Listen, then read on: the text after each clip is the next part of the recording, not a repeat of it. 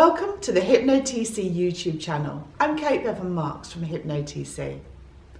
I'd like to talk to you a little bit about using hypnotherapy, and we can start really with what is hypnotherapy. Hypnotherapy is the use of hypnosis and psychotherapeutic techniques to create positive change. Hypnosis is a wonderful resource that enables us to bypass or to quieten that critical inner mind, that mind perhaps that stops you changing because you've done it this way forever, so why change? But actually you would like to change. So hypnosis helps quieten that critical part of you and enables greater access to the deeper parts of your mind, those parts responsible for your memories, your habits, what drives you forward every day. So how do we achieve this? There's a whole range of different approaches. Behavioural, analytical, cognitive, regressive, a huge list, but let's look at a few of those. It may well be that you have a habit that you would like to change. You might have been a bit of a nail biter.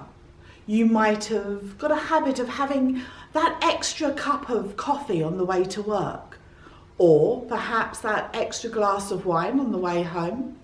And all of these are habits that you would like to change, but with just willpower you've not very much been successful, perhaps even the smoking habit. With hypnosis, you can certainly change that more effectively, more easily than with just willpower alone.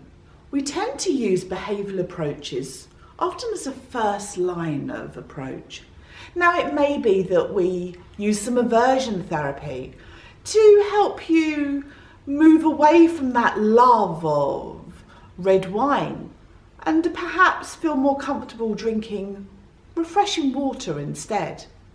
We might also use aversion to move away from smoking and develop healthier habits. Of course, we can use other behavioural approaches such as the control room. And this is fantastic for changing not only anything physiological, but psychological approaches as well. If you have a certain way of responding, you can certainly work on that in your inner control room. Now we also have the analytical side of things. And this helps connect to our inner insight, to find out what drives our way of thinking and our way of being. Now it may well be that you'd like to get some insight on why you do something. Why, when you go to cross a bridge, you're a little bit scared, or why when you see a spider, you freak out. And hypnosis can help you get insight, and it can certainly help you change that response so that you respond in a way that's more comfortable for you. And we use approaches such as parts therapy to have a discussion between perhaps that part that's always wanted to study more and that part that's not sure because you didn't do well at school. And it helps negotiate so you can move forward in a stronger, more resourceful way. Another technique that's very popular is IMR therapy, to get access to those unconscious parts of the mind that otherwise we might not communicate with very well.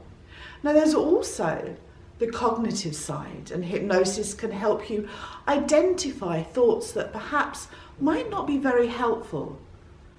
You may feel insecure, lacking in confidence, lacking in assertiveness.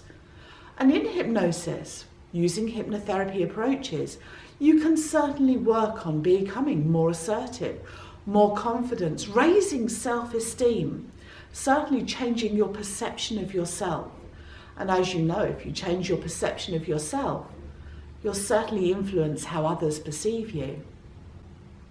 In addition, there's always the regressive approaches. And we can often think of regression as a way of going back to problems, to sort out the past, or perhaps to get insight or new perspectives. But regression is also fantastic for reaccessing positive resources. Perhaps you had a wonderful game of golf or a fantastic tennis game, and you want to reconnect to those to get the learnings from that wonderful time and bring them forward to the present so that your new game of golf is even better. In addition, with hypnosis approaches within hypnotherapy, you can access a whole range of other techniques. Mindfulness works very well with hypnosis, as does NLP, ACT, acceptance and commitment therapy, and rational and emotive behaviour therapy. The list can go on. And all of these work very well in a complementary manner with hypnotherapy. There'll certainly be more on some of these topics in later talks, but for now, please do subscribe to our videos. And if you'd like to find out more, visit our website on www.hypnotc.com. Thank you for listening.